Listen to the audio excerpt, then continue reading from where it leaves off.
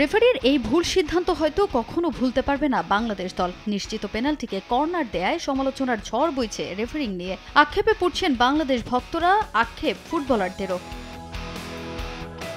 Match জুড়ে একের পর এক গোল মিস, প্রতিপক্ষের ডি বক্সে গিয়ে তাল গোল পাকানো, সেসব ছাপিয়ে গেছে রেফারির পেনাল্টি না দেয়ায়। জানিয়ে আফসোস আছে ফাহিমেরও। রিভিউ এর আবেদন করার আগেই কর্নারের সিদ্ধান্ত দেয়ায় ক্ষোভ ঝাড়লেন তিনি। ওই একটা পেনাল্টি ঘুরিয়ে দিতে পারত ম্যাচের মোড়। শুধু এটাই নয়, বেশ কিছু সিদ্ধান্ত বাংলাদেশের পক্ষে আসার কথা থাকলেও সবই গেছে সিঙ্গাপুরের পক্ষে।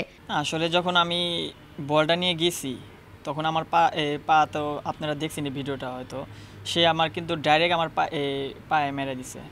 সো আমি তখন আপিল করছি, কিন্তু আমি আপিল করার সাথে সাথে রেফারি ওটা কর্নার দিয়ে দিছে পরে, কারণ আমাদের তখন 93 মিনিট চলতেছে আর 7 মিনিট লস টাইম দিছিল।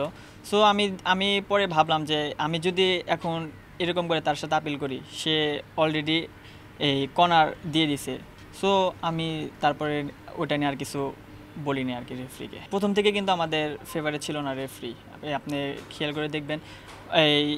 সো আমার কিছু কিছু টাইম মনে হয়েছে যে রেফারি একটু ডিসফেভার করছে আমাদের।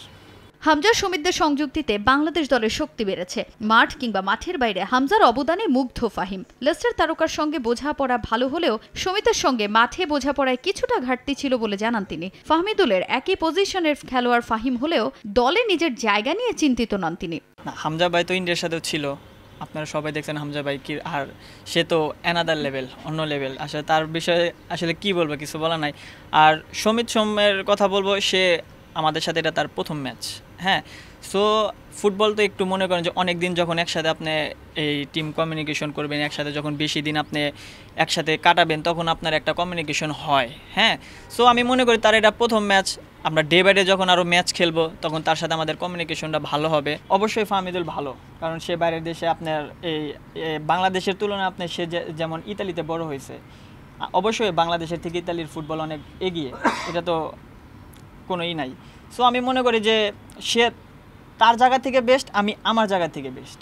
এদিকে জাতীয় দলের ডিউটিতে থাকাকালীন পুত্র সন্তানের বাবা হয়েছেন ফয়সাল আহমেদ ফাহিম। ক্যাম্পে থাকায় সন্তানের সঙ্গে সময় দিতে না পারলেও দেশের স্বার্থে কাজ করতে পারায় আক্ষেপ নেই লাল সবুজের এই উইঙ্গারের। আগামীতে নিজের পারফরমেন্সে উন্নতির আশা ফাহিমের।